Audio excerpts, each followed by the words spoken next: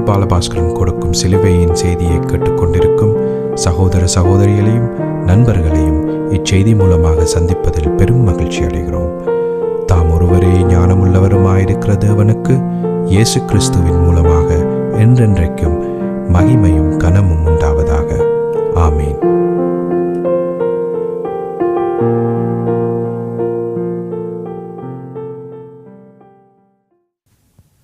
நான் போல் பாலபாஸ்கரன். நான் ஒரு இவாஞ்சலிஸ்ட். சிலுவையின் செய்தி என்ற இந்த நிகழ்ச்சியில் என் சகோதரர்கள், என் சகோதரிகள், என் நண்பர்கள் எல்லோரையும் சந்திப்பதில் நான் பெரும் மகிழ்ச்சி அடைகிறேன்.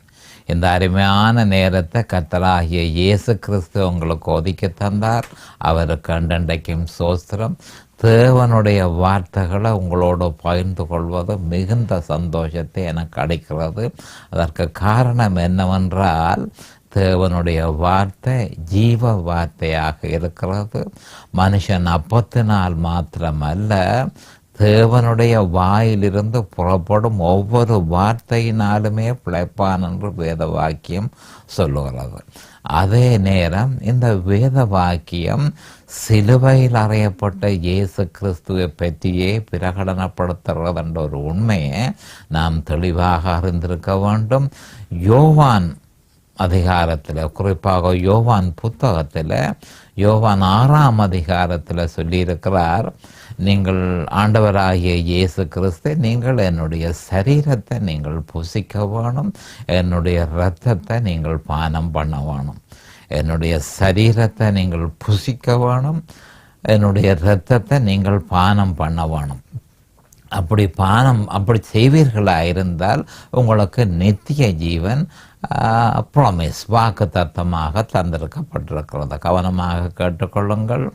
இயேசு கிறிஸ்துவனுடைய சரீரத்தை புசித்து இயேசு கிறிஸ்துவனுடைய இரத்தத்தை பானம் பண்ணுவோமா இருந்தால் நித்திய ஜீவன் நமக்கு வாக்கு தத்தமாக தரப்பட்டிருக்கிறது. அது ஒரு பெரிய ஒரு விஷயம். அப்போ என்ன சொல்கிறார் ஆண்டவர்? சிலுவையில் அறையப்பட்ட இயேசு கிறிஸ்துவையும் அவர் சிலுவையில் செய்து முடித்ததையும் நீங்கள் விசுவாசித்து அந்த விசுவாசத்தில் நிலைத்திருப்பீர்கள், ஆனால் நிச்சயமாக உங்களுக்கு நித்திய ஜீவன் கிடைக்கும் என்று சொல்லி ஆண்டவர் சொல்லியிருக்கிறார். இதுதான் அதனுடைய அர்த்தம். அப்போ வேத வார்த்தை சிலுவையில் அறையப்பட்ட இயேசு கிறிஸ்துவை பற்றியது என்றதை நாம் திடமாக நம்முடைய இருதயத்தில் அந்த முக்கியமாக அந்த வார்த்தையை பலமாக ஊன்றி வைத்திருக்க வேணும். தேவனுடைய வார்த்தை சிலுவையில் அறையப்பட்ட இயேசு கிறிஸ்துவை பற்றியே சொல்கிறதுண்டு.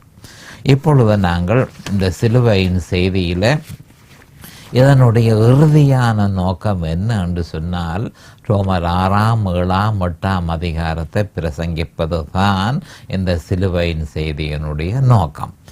அதற்கு முதல் சிலுவையை பற்றிய வேத வாக்கியங்களை, அடிப்படை வேத வாக்கியங்களை எடுத்து பிரசங்கிப்பது எனக்கு அவசியமாக காண்கிறது.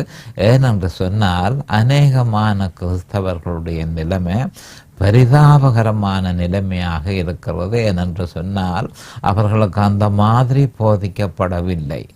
வேதத்தில் இருக்கிறது யாவும் ஆதியாகமம் 1:1 வெளி 22-21 வரை உள்ள வேத வாக்கியங்கள் யாவும் சிலுவையில் அறையப்பட்ட இயேசு கிறிஸ்துவை பற்றியே பிரகடனப்படுத்துகிறது என்பது அவர்களுக்கு போதிக்கப்படாததன் நிமித்தம் ஒருவேளை அவர்கள் டட்சிப்பின் போது சிலுவையில் அறையப்பட்ட இயேசு கிறிஸ்துவை கேள்விப்பட்டிருப்பார்கள். அதற்கு பிறகு எத்தனையோ வருட காலமாக அவர்கள் சபைக்கு போயும் சபையில் அதை பற்றி கவலைப்படுவார் ஒருவரும் இல்லை.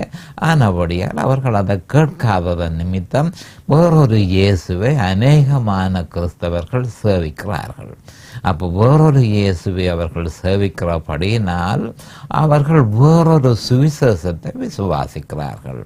வேறொரு சுவிசேஷத்தை அவர்கள் விசுவாசிக்கிறபடியினால் வேறொரு சுவிசேஷத்திலிருந்து புறப்படுகிறது பரிசுத்த ஆவி அல்ல, அது அசுத்த ஆவி என்பதை நாம் தெளிவாக அறிந்து கொள்ள வேணும். கொரிந்தியர்கள் இந்த மாதிரி செய்தார்கள். இதன் நிமித்தம் கொரிந்தியர்களுக்கு பவுல் அப்போஸ்தலர் 2 கொரிந்தியர் 11:4 இந்த வாக்கியத்தை கொடுத்து, நீங்கள் சிலுவையில் அறையப்பட்ட இயேசு கிறிஸ்துவை நீங்கள் விசுவாசிக்க வேணும், அவர்தான் வேதத்தில் சொல்லப்பட்டிருக்கிற இயேசு கிறிஸ்து என்று சொல்லியிருக்கிறார். அப்போ இது சம்பந்தமாக அடிப்படை வேத வாக்கியங்களை எடுத்து நாங்கள் பிரசங்கித்து கொண்டிருக்கிறோம். தற்போது ஆரம்பத்தில் 1 கொரிந்தியர் 2:2, லூக்கா 19:41-44, மத்தேயு 21:31-32, லூக்கா 13:34-35, தற்பொழுது லூக்கா 10:3-16 ஆகிய அடிப்படை வேத வாக்கியங்களை இப்பொழுது எடுத்து நாங்கள் பிரசங்கித்து கொண்டிருக்கிறது. நோக்கம் என்னத்துக்காக என்று சொன்னால், இதனை கேட்டுக்கொண்டு இருப்பவர்கள் சிலுவையை பற்றி ஒரு அறிவு மேலெழுந்த வாரியாக அல்லது அஸ்திவாரமாக ஒரு அறிவை பெற வேணும் என்பதற்காகவே இப்படியாக பிரசங்கிக்கப்படுகிறது. நாங்கள் இப்பொழுது நேரடியாக லூக்கா 10:13-16 என்ற வேத வாக்கியத்திற்கு போவோம். கோராசின் பட்டணமே உனக்கு ஐயோ, பெத்சாயிதா பட்டணமே உனக்கு ஐயோ, உங்களில் செய்யப்பட்ட பலத்த செய்கைகள் தீருவிலும் சீதோனிலும் செய்யப்பட்டிருந்ததானால் அப்பொழுதே ரெட்டுடுத்தி சாம்பலில் உட்கார்ந்து மனம் திரும்பி இருப்பார்கள். நியாய தீர்ப்பு நாளில் உங்களுக்கு நேரிடுவதை பார்க்கலும் தீருவுக்கும் சீதோனுக்கும் நேரிடுவது இலகுவாயிருக்கும். வான பரியந்தம் உயர்த்தப்பட்ட கப்பர்நகூமே, நீ பாதாள பரியந்தம் தாழ்த்தப்படுவாய் என்று சொல்லி சிஷ்யரை நோக்கி, உங்களுக்கு செவி கொடுக்கிறவன் எனக்கு செவி கொடுக்கிறான், உங்களை அசட்ட பண்ணுகிறவன் என்னை அசட்ட பண்ணுகிறான், என்னை அசட்ட பண்ணுகிறவன் என்னை அனுப்பினவரை அசட்ட பண்ணுகிறான் என்றார். அப்போ நம்முடைய ஆண்டவராகிய இயேசு கிறிஸ்து இந்த வேத வாக்கியத்தை என்னத்திற்காக, ஏன் இந்த மாதிரியாக அவர் சவித்தார் என்பதை சற்று விவரமாக பார்ப்போம். நாங்கள் ரோமர் புஸ்தகத்தை பொழுதுபடுத்தி கொண்டிருக்கிறோம். அப்போ ரோமர் புஸ்தகத்திற்கு போவதற்கு முதல் இதை மேலெழுந்த வாரியாக இதனுடைய அர்த்தம் என்ன என்பதை, ஆவிக்குரிய அர்த்தம் என்ன என்பதை நாம் அறிய வேண்டும். இப்பொழுது ஜெபத்திற்கு கடந்து செல்லுவோம். அரிமானங்கள் பிதாவே உமக்கு சோஸ்திரம், பரலோகத்தின் தேவனே உமக்கு சோஸ்திரம். இந்த அருமையான நேரத்தை நீர் எங்களுக்கு ஒதுக்கி தந்ததற்காய் என்றைக்கும் சோஸ்திரம். அருமையான பிதாவே, என் சகோதர சகோதரிகளை நீர் ஆசீர்வதியும், அபிஷேகியும், பிரகாசமான மனக்கண்களை அவர்களுக்கு கொடுத்தருளும். உம்முடைய வேத வார்த்தைகளை அறிந்து கொள்ளக்கூடிய பாக்கியத்தை அவர்களுக்கு கொடுத்தருளும். அவர்களுடைய ஆவிக்குரிய கண்களை திறந்து, ஆவிக்குரிய செவிகளை திறந்து, உணரக்கூடிய இருதயத்தை அவர்களுக்கு கொடுத்தருள வேணும் என்றும், அதே நேரம் அடியேனையும் அபிஷேகித்து அவர்களுக்கு நிதானமான முறையில் போதிக்க உம்முடைய பரிசுத்த ஆவியானவர் தாமே முன்னொன்று போதனை செய்ய வேணும் என்று இயேசு கிறிஸ்துவின் நாமத்தினால் கேட்டுக்கொள்கிறேன் பிதாவே. ஆமேன் and amen and amen. Hallelujah, hallelujah, hallelujah, hallelujah. Thank you Jesus. அப்போ இந்த லூக்கா 10:13-16 நாங்கள் பார்க்கும் பொழுது குறிப்பாக என்ன மாதிரி என்று சொன்னால், ஒரு 3 பட்டணங்களை தேவன் தெரிவு செய்து, கோராசியின் பட்டணத்தையும், பெத்சாயிதா பட்டணத்தையும், கப்பர்நகூம் பட்டணத்தையும் தெரிவு செய்து, அந்த 3 பட்டணங்களுக்கும் பெரும் சாபத்தை அவர் பிரகடனப்படுத்தி இருக்கிறார். யார் பிரகடனப்படுத்தினது? தேவாதி தேவன் மனுஷனாக வந்திருந்து இந்த 3 பட்டணங்களுக்கும் சாபத்தை பிரகடனப்படுத்தி இருக்கிறார். இது சாதாரண சாபம் அல்ல, கர்த்தரால் கொடுக்கப்படுகிற சாபம் என்றதை நாம் அறிந்திருக்க வேணும். தப்பவே முடியாது. என்ன காரணத்துக்காக அப்படி செய்வார்? அவர் அன்புள்ளவர், கிருபை உள்ளவர். அப்படிப்பட்ட ஒரு தேவன் இப்படி செய்யலாமோ என்று சொல்லி அநேகமான கிறிஸ்தவர்கள் விசனப்படுவது உண்டு. காரணம் இல்லாமல் தேவன் எதையுமே செய்வதில்லை. முக்கியமாக அறிய வேண்டியது, காலாதி காலமாக 4000 வருஷமாக நான் வருவேன் என்று சொல்லி அவர் ஆதியாகமம் 3:15 இருந்து கடைசி பழைய ஏற்பாடு முழுக்க நான் வருவேன் நான் வருவேன் வருவேன் என்று சொல்லி இருந்தும் இஸ்ரவேலியர்கள் அதனை பொருட்படுத்தாமல் இருந்தார்கள். அதுவும் போதாதென்று இந்த முக்கியமாக இந்த 3 பட்டணங்களிலும் அவர் செய்த அற்புதங்கள் அதிசயங்கள் மனுஷ வரலாற்றிலேயே அப்படியான சம்பவங்கள் நடைபெறவில்லை என்பதை எல்லாரும் ஒத்துக்கொள்வார்கள். ஆனால் அப்படி இருந்தும் அவர் யார் என்பதை அறிய அவர்கள் விரும்பவில்லை. அவர் என்னத்துக்கு வந்திருக்கிறார் என்று சொல்லி அறிய அவர்களுக்கு விருப்பமில்லை.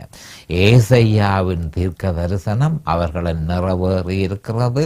அவர்கள் பார்க்கிறார்கள், பார்க்கவில்லை, கேட்கிறார்கள், கேட்கவில்லை, உணர்கிறார்கள், உணரவில்லை. அப்போ பார்க்கவும் இல்லை, கேட்கவும் இல்லை, உணரவும் இல்லை. ஆனபடியினால் நீடிய பொறுமைக்கு பின்பு அவர் தெளிவாக அவர்களுக்கு உங்களுடைய செய்கை உங்களுக்கு நியாய தீர்ப்பை கொண்டு வந்திருக்கிறது என்று சொல்லி அவர்களை அவர் சபித்தார் என்பதை நாங்கள் அறிந்து கொள்ளக்கூடியதாக இருக்கிறது. ஆனால் அதே நேரம் வார்த்தைகளை நிப்பாட்டக்கூடாது, செய்திகளை நிப்பாட்டக்கூடாது, கர்த்தருடைய செய்தியை நிப்பாட்டக்கூடாது. ஆனபடியால் சிஷ்யர்களை நோக்கி அவர், நீங்கள் போய் நீங்கள் எல்லாருக்கும் இந்த செய்தியை நீங்கள் பிரசங்கிக்க வேணும். உங்களை எவன் அசட்ட பண்ணுகிறானோ, உங்களுக்கு எவன் செவி கொடுக்கிறானோ, முதலாவதாக உங்களுக்கு எவன் செவி கொடுக்கிறானோ அவன் எனக்கு செவி கொடுக்கிறான். உங்களை எவன் அசட்ட பண்ணுகிறானோ அவன் என்னை அசட்ட பண்ணுகிறான். எவன் அவரன் அசட்ட பண்ணுகிறானோ, எவன் கிறிஸ்துவை அசட்ட பண்ணுகிறானோ அவன் பிதாவே அசட்ட பண்ணுகிறான் என்று தெளிவாக சொல்லப்பட்டிருக்கு. திருப்பி மறுபடியும் சொல்கிறேன், உங்களுக்கு செவி கொடுக்கிறவன் எனக்கு செவி கொடுக்கிறான். உங்களை அசட்ட பண்ணுகிறவன் என்னை அசட்ட பண்ணுகிறான். என்னை அசட்ட பண்ணுகிறவன் என்னை அனுப்பினவரை அசட்ட பண்ணுகிறான். என்னை அனுப்பினவரார்? பரமபிதா அனுப்பினார்.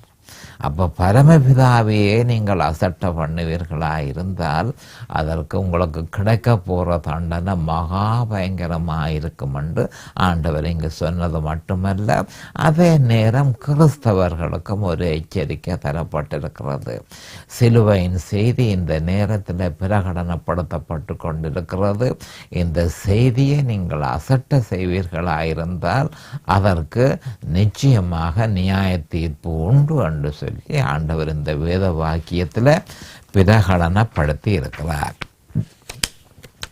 நாம் இப்பொழுது நேரடியாக ரோமர் அதிகாரத்துக்கு போவோம். ரோமர் அதிகாரத்தில் ஒரு குறிக்கப்பட்ட விஷயங்களை, குறிப்பாக சில விஷயங்களை எடுத்து, அதாவது ரோமர் 1ஆம் அதிகாரத்தில் இருந்து 11ஆம் அதிகாரம் வரையும் ஏற்கனவே நாங்கள் விவரமாக பார்த்திருக்கிறோம். விவரமாக என்று சொல்லும் பொழுது சுருக்கமாக பார்த்திருக்கிறோம். அந்த அதிகாரங்களினுடைய ஒவ்வொரு அதிகாரங்களிலேயும் அதனுடைய சிறப்பு அம்சம் என்ன என்று சொல்லி நாங்கள் பார்த்தோம். இப்பொழுது 12ஆம் அதிகாரத்தில் இருந்து 16ஆம் அதிகாரம் வரையும் ரோமர் அதிகாரம் சொல்கிறது என்ன என்பதை நாங்கள் பார்க்கிறோம். கவனமாக நீங்கள் கேட்டுக்கொள்ள வேணும். என்ன மாதிரி என்று சொன்னால், நேற்றைய தினம் கடைசி செய்தியில் குறிப்பாக ஆண்டவருடைய முதலாவது தீர்க்க தரிசனத்தை நாங்கள் பார்த்தோம். ஆதியாகமம் 3:15. அந்த ஆதியாகமம் மனுஷன்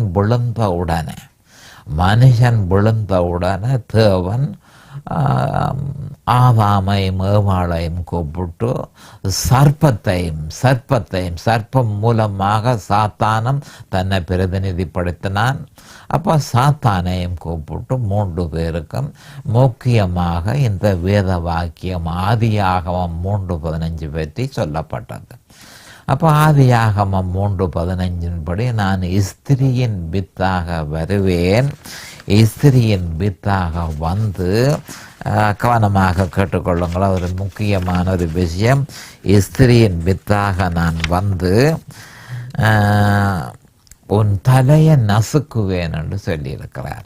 அது மட்டுமல்ல, நீ சாத்தானை நோக்கி நீ அவர் கொதிக்கால நசுக்குவாய். அப்போ கர்த்தராகிய இயேசு கிறிஸ்து சிலுவையில் பட்ட வேதனைகளை பற்றி இங்கு சொல்லப்படுகிறது. அப்போ 4000 வருஷத்துக்கு முன்பு இந்த வாக்கியம் கொடுக்கப்பட்டிருக்கிறது. ஸ்திரியின் வித்தாக அவர் வருவார், அவர் வந்து உன் தலையை நசுக்குவார். சாத்தானை பார்த்து சொல்லப்படுகிறது, உன் தலையை நசுக்குவார், நீ அவர் கொதிக்கால நசுக்குவாய். அப்போ உன்னுடைய சேட்டை அவரை சிலுவையிலே அறைகிறதற்கு அந்த மாதிரியான சேட்டை தான் உன்னால் செய்ய முடியும்.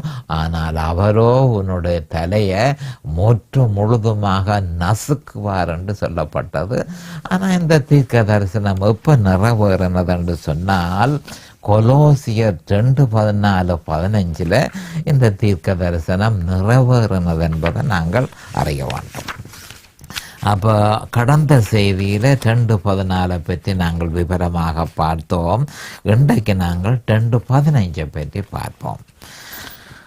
அப்போ 14-15 முதல் வேத வாக்கியத்தை என்னென்று பார்ப்போம். நமக்கு எதிரடையாகவும் கட்டளைகளால் நமக்கு விரோதமாகவும் இருந்த கையெழுத்தை குலைத்து அதை நடுவிலிராதபடிக்கு எடுத்து சிலுவையின் மேல் ஆணி அடித்து முழுதுமாக அப்புறப்படுத்தி இருக்கிறார். 10 கட்டளைகளை நியாயப்பிரமாணம், 10 கட்டளையாகிய நியாயப்பிரமாணத்தை தன்னோடு சேர்த்து சிலுவையில் அறைந்து மனுஷ குலத்தை விட்டு அந்த 10 கட்டளையை அப்புறப்படுத்தி இருக்கிறத நாம் காணக்கூடியதாக இருக்கிறது. அப்படி அப்புறப்படுத்தின உடனே நடந்தது என்ன என்பது தான் எங்களுக்கு மிகுந்த முக்கியத்துவம் வாய்ந்தது. துரத்தனங்களையும் அதிகாரங்களையும் உரிந்து கொண்டு வெளியரங்கமான கோலமாக்கி அவைகளின் மேல் சிலுவையிலே வெற்றி சிறந்தார் என்று சொல்லப்பட்டிருக்கு. அப்போ சாத்தானும் அவனுடைய கூட்டமும் அவர் சிலுவையிலே அறையப்பட்ட உடனே, கவனமாக கேட்டுக்கொள்ளுங்கள், என்ன சொல்லப்படுகிறது என்று சொன்னால், அதை நடுவிலிராதபடிக்கு எடுத்து நியாயப்பிரமாணமாகிய 10 கட்டளைகளை மனுஷனிடத்தில் இருக்க விடாதபடி அதை எடுத்து அதை குலைத்து அதை எடுத்து கொண்டு போய் தன்னோடு சேர்த்து சிலுவையிலே ஆணி அடித்து முழுதுமாக அப்புறப்படுத்தி போட்டார். அப்புறப்படுத்தி போட்டார் என்றால் அதனுடைய அர்த்தம் என்னன்றதை நாங்கள் கவனமாக அறிந்து கொள்ள வேணும். துரத்தனங்களையும் அதிகாரங்களையும் முறிந்து கொண்டு சாத்தானையும் அவனுடைய கூட்டம், இந்த துரத்தனங்கள், அதிகாரங்கள், அந்தகார லோகாதிபதிகள், வான மண்டலங்களில் உள்ள பொல்லாத ஆவிகள், இதுகள் எல்லாம் சேர்த்து சாத்தானுடைய கூட்டம். அப்போ எபேசியர் 6:12 சாத்தானுடைய கூட்டத்தை பற்றி சொல்லப்பட்டிருக்கு. துரத்தனங்கள், அதிகாரங்கள், அந்தகார லோகாதிபதிகள், வான மண்டலத்தில் உள்ள பொல்லாத ஆவிகள், இவைகள் யாவும் சாத்தானுடைய கூட்டம். அப்போ சிலுவையில் கொண்டு போய் ஆணி அடித்து அந்த நியாயப்பிரமாணத்தை ஆணி அடித்து அப்புறப்படுத்தின உடனே அவர்கள் முழுதுமாக தோற்கடிக்கப்பட்டார்கள் என்று சொல்லப்படுகிறது. என்ன மாதிரி தோற்கடிக்கப்பட்டார்கள் என்பதை நாம் அறிந்து கொள்ள வேணும். அதாவது அவர் சிலுவையில் தன்னுடைய இரத்தத்தை சிந்தி முழு மனுஷ குலத்தின் பாவத்தையும் நிவர்த்தி செய்திருக்கிறபடியினால், முழு மனுஷ குலத்தினுடைய பாவத்தையும் அவருடைய இரத்தத்தினால அவர் நிவர்த்தி செய்திருக்கிறபடியினால் மனுஷனுடைய பாவம் அகற்றப்பட்டது. அப்ப மனுஷனுடைய பாவம் எல்லாவற்றுக்கும் நிவர்த்தி செய்யப்பட்டிருக்கிறது. அப்ப நிவர்த்தி செய்யப்பட்டதனால சாத்தான் முழுதுமாக தோற்கடித்தான். அதை எப்படி சொல்ல முடியும்? பாவத்தை மனுஷன் செய்யும் பொழுது அந்த பாவத்தின் அடிப்படையில் மனுஷனில் கை போட்டு அவனை சிறைக்குள் அகப்படுத்த சாத்தானுக்கு அதிகாரம் கொடுக்கப்பட்டது. அந்த அதிகாரம் இப்பொழுது இயேசு கிறிஸ்துவனுடைய இரத்தத்தினால முற்று முழுதுமாக அகற்றப்பட்டது. எல்லா பாவமும் நிவர்த்தி செய்யப்பட்டபடியால் இனிமேல் யாரையும் சிறைப்படுத்துறதற்கோ எவரையும் கட்டுக்குள்ள வைத்திருக்கிறதற்கோ சாத்தானுக்கு எந்த விதமான அதிகாரமும் கிடையாது என்பதை நாம் தெளிவாக அறிந்து கொள்ள வேண்டும். சாத்தானுக்கு எந்த விதமான அதிகாரமும் கிடையாது என்பதை, சட்டபூர்வமான அதிகாரம் இல்லை என்பதை நாம் தெளிவாக அறிந்து கொள்ள வேணும். அப்ப கிறிஸ்தவர்கள் இதனை அறியாவிட்டால் சிலுவையில் நடந்த இந்த மகா உன்னதமான பாவ நிவர்த்தி, இந்த பாவ நிவர்த்தி அவர்கள் அறியாவிட்டால் சாத்தான் அவர்களில் கை போடுவான் என்பதை அறிந்து கொள்ள வேணும். அடுத்தது மனுஷன் அவனுக்கு எந்த விதமான அதிகாரமும் மனுஷனை இப்போ கட்டுப்பாட்டுக்குள் வைத்திருக்கிறதற்கு, சிறைக்குள் வைத்திருக்கிறதற்கு, கட்டுக்குள் வைக்கிறதற்கு எந்த அதிகாரமும் சாத்தானுக்கு இப்பொழுது இல்லை. இயேசு கிறிஸ்துவின் இரத்தம் பாவத்தை முற்று முழுதுமாக நிவர்த்தி செய்திருக்கிறது என்பதை நாம் அறிந்து கொள்ள வேணும். அப்படியாயிருந்தால் உடனடியாக கிறிஸ்தவர்கள் இப்படி ஒரு கேள்வியை கேட்கக்கூடும். அது உண்மையாயிருந்தால் அதப்படி ஏராளமான கிறிஸ்தவர்கள் கூட இப்பொழுது பாவச் செயல்களில் இருக்கிறதையும், பாவச் செயல்களை செய்து கொண்டிருக்கிறதையும், அதே நேரம் ஏராளமான மனுஷர்கள் பாவத்துக்குள்ளே இருக்கிறதற்கும் சாத்தான் இப்பொழுதும் அதிகாரம் செய்து கொண்டிருக்கிறானே, அப்போ அது என்னண்டு அதிகாரம் முழுக்க எடுக்கப்பட்டால் எப்படி அவன் அதனை செய்ய முடியும் என்று சொல்லி சில கிறிஸ்தவர்கள் கேட்பதுண்டு. அதற்கு மனுஷன்தான் அதிகாரம் கொடுத்தானே தவிர தேவனை பொறுத்தளவில் மனுஷனில் இனிமேல் எந்த விதமான கட்டுப்பாடும் சாத்தான் வைக்க முடியாத அளவுக்கு அவருடைய இரத்தத்தினால முற்று முழுதுமாக பாவம் நிவர்த்தி செய்யப்பட்டிருக்கிறபடியால் கிறிஸ்தவன் அதை விசுவாசிக்கும் பொழுது அல்லது அவ்விசுவாசி அதை விசுவாசிக்கும் பொழுது பாவத்தில் இருந்து பூரணமாக அவர்கள் விடுதலை அடைவார். அதனை அவர்கள் விசுவாசிக்க வேணும். அப்ப இப்பவும் சாத்தான் கட்டுக்குள் வைத்திருக்கிறானா இருந்தால் அதனுடைய அர்த்தம் என்ன? மனுஷனே சாத்தானுக்கு அதிகாரத்தை கொடுத்தான். இயேசு கிறிஸ்து தனக்காக தன் பாவம் சகலதையும், தன்னுடைய சகல பாவத்தையும் சிலுவையில நிவர்த்தி செய்து சிலுவையின் மேல் ஆணி அடித்து துரத்தனங்களையும் அதிகாரங்களையும் உரிந்து கொண்டு வெளியரங்கமான கோலமாக்கி அவர்களின் மேல் சிலுவையில வெற்றி சிறந்தார் என்ற உண்மையை மனுஷன் இன்னும் விசுவாசிக்காதபடியினால், ஒன்றில் அறியாமையினால் அல்லது வேணுமென்றே அவன் விசுவாசிக்காமல் இருக்கிறபடியினால் சாத்தான் அவனில் அதிகாரத்தை செலுத்தி, ஏனென்றால் அவனுக்கு அதிகாரத்தை, சட்டபூர்வமான அதிகாரத்தை மனுஷன் கொடுக்கிறபடியினால் மனுஷனை சாத்தான் கட்டுக்கொள்ள வைத்திருக்கிறான் என்ற உண்மையை நாம் அறிந்து கொள்ள வேண்டும். அடுத்தது வெளியரங்கமான கோலமாக்கி என்றால் அதனுடைய அர்த்தம் என்ன? முழு உலகத்துக்கு முன்பாக, அதாவது ஹெவனுக்கு முன்பாக, பரத்துக்கு முன்பாக, முழு பூமியில் உள்ள பூமியிலையும் பரத்திலையும் கீழே பாதாளத்திலையும் சகலரும் பார்க்கத்தக்கதாகவே இந்த நிகழ்ச்சி நடந்தது என்பதை நாம் அறிந்து கொள்ள வேண்டும். மறுபடியும் இதை கொஞ்சம் தெளிவாக சொல்ல வேண்டி கிடக்கு. வெளியரங்கமான கோலமாக்கி, அப்போ இந்த சம்பவத்தை சிலுவையில் இயேசு கிறிஸ்து செய்த பாவ நிவர்த்தி ஒரு ஒளிவான இடங்களில் செய்யப்படவில்லை, வெளியரங்கமாக செய்யப்பட்டது. சகல பரலோகத்தில் இருக்கிற ஏஞ்சல்ஸ்கள் எல்லாரும் பார்க்கத்தக்கதாக, பரலோகத்தில் இருக்கிற எல்லாரும் பார்க்கத்தக்கதாக, பூமியில் இருக்கிற எல்லாரும் பார்க்கத்தக்கதாக, பாதாளத்தில் இருக்கிற எல்லாரும் பார்க்கத்தக்கதாக வெளியரங்கமாக இது செய்யப்பட்டது. அப்ப வெளியரங்கமான கோலமாக்கி அப்ப சகலருக்கும், இந்த சகல உலகத்திலையும் இருக்கிற எல்லாருக்கும் சாத்தான் முற்று முழுதுமாக தோற்கடிக்கப்பட்டான் என்பதை எல்லாரும் அறிவார்கள். துரதிர்ஷ்டமான விஷயம் என்னவென்று சொன்னால், அநேகமான கிறிஸ்தவர்கள் கூடி இதன் தாற்பயத்தை அறியாமல் இருக்கிறது. வேதனைக்கு மேல் வேதனையாக இருக்கிறது. வெளியரங்கமான கோலமாக்கி அவைகளின் மேல் சிலுவையில வெற்றி சிறந்தார். இந்த வெற்றி பூரணமான வெற்றி. இந்த வெற்றியை நிராகரிக்க யாராலும் முடியாது என்பதை நாம் அறிந்து கொள்ள வேண்டும். இது யாருக்காக செய்யப்பட்டது?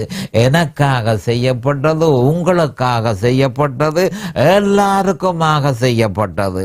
அப்ப ஆனபடியால் சிலுவையிலே அவர் செய்து முடித்ததன் நிமித்தம் நாம் வல்லமையோடும் தொடர்ச்சியான வெற்றியோடும் தேவனுக்கு முன்பாக நீதிமானாக பரிசுத்தமாகவும் வாழ நம்மால் முடியும் என்பது ஒவ்வொருவரும் அறிய வேணும் என்பது இங்கு தெளிவாக சொல்லப்பட்டிருக்கு. ஆனபடியால் தான் கொலோசியர் 2:14-15 மனுஷன் தெளிவாக அறிந்து அதனை விசுவாசித்து பாவம் எனக்கு முற்று முழுதுமாக நிவர்த்தி செய்யப்பட்டது, வெளியரங்கமான கோலத்தில் ஒன்றும் மறைவிடத்தில் செய்யப்படவில்லை, கர்த்தர் எல்லாவற்றையும் தெளிவாக செய்தார், தெளிவாக கர்த்தர் இதனை செய்து முடித்தார் என்று சொல்லி மனுஷன் பூரணமாக நம்புவானாய் இருந்தால் அதன் பலாபலனை அவன் பெற்றுக்கொண்டு தேவனுக்கு முன்பாக அவன் நீதிமானாக வாழ முடியும் என்பதை நாம் தெளிவாக அறிந்து கொள்ள வேண்டும்.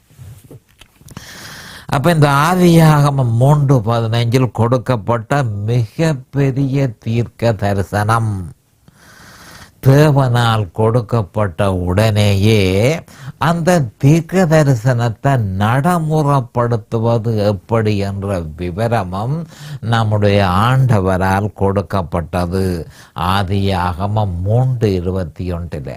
அப்போ ஆதியாகமம் 3:15 நிறைவேற்றப்பட்டது கொலோசியர் 2:14-15. அடுத்து நாம் அறிய வேண்டிய ஒரு மிக முக்கியமான விஷயம், ஆதியாகமம் 3:15 கொடுக்கப்பட்ட உடனேயே நம்முடைய தேவன் என்ன செய்தார் என்று சொன்னால், அந்த தீர்க்க தரிசனத்தை நடைமுறைப்படுத்துவதற்கு மிகப்பெரிய ஒரு தீர்க்க தரிசனம் அது. அப்போ இந்த தீர்க்க தரிசனத்தை நடைமுறைப்படுத்துறதுக்கு ஏதுவாக ஆதியாகமம் 3:21 மிக முக்கியமான விஷயத்தை ஆதாமுக்கும் ஏவாளுக்கும் அவர் போதித்திருந்தார். அந்த ஆதியாகமம் 3:21 நாம் இருக்கா பார்ப்போம். தேவனாகிய கர்த்தர் ஆதாமுக்கும் அவன் மனைவிக்கும் தோலுடைகளை உண்டாக்கி அவர்களுக்கு உடுத்தினார். இதனுடைய தாற்பயம் அநேகமான கிறிஸ்தவர்கள் அறியாமல் இருக்கிறார்கள். மனித குலத்தின் மீட்பின் திட்டம் என்ன என்பது தெளிவாக கொடுக்கப்பட்டிருக்கிறது என்பதை நாம் அறிந்து கொள்ள வேண்டும். தேவனாகிய கர்த்தர் ஆதாமுக்கும் அவன் மனைவிக்கும் தோலுடைகளை உண்டாக்கி அவர்களுக்கு உடுத்தினார். அப்போ இந்த மீட்பின் திட்டத்தை நடைமுறைப்படுத்துறதற்கு முதல் மிருகம் ஒன்றை கொன்று அந்த மிருகத்தினுடைய தோலை அவர் என்ன மாதிரி என்று சொன்னால் அவர்களுக்கு தயாரித்து கொடுத்தார். நேரம் இப்போ சமீபமாகிவிட்டது. மிகவும் இன்ட்ரெஸ்டிங்கான விஷயத்தை போதிக்க வேண்டியதாக இருக்கிறது. அது வரைக்கும் கர்த்தராகிய இயேசு கிறிஸ்துவின் நாமத்தினால் நான் உங்களை ஆசீர்வதிக்கிறேன். கர்த்தர் உங்களோடு இருப்பாராக. அவருடைய கிருபையும் இரக்கம் உங்களுக்கு தாராளமாக கிடைப்பதாக. இயேசுவின் நாமத்தில் பரிசுத்த பிதாவே, ஆமேன். இந்த சிலுவையின் செய்தியை கேட்பவர்கள் அதன் ஆவிக்குரிய பலனை பூரணமாக அடைய வேண்டும் என்பதே நம்முடைய பிரார்த்தனையாகும். தொலைபேசி மூலம் தொடர்பு கொள்ள விரும்புவோர் 647 465-1224 மூலமும் இமெயில் மூலம் தொடர்பு கொள்ள விரும்புவோர் paulbalabhaskaran@gmail.com மூலமும் தொடர்பு கொள்ளலாம்.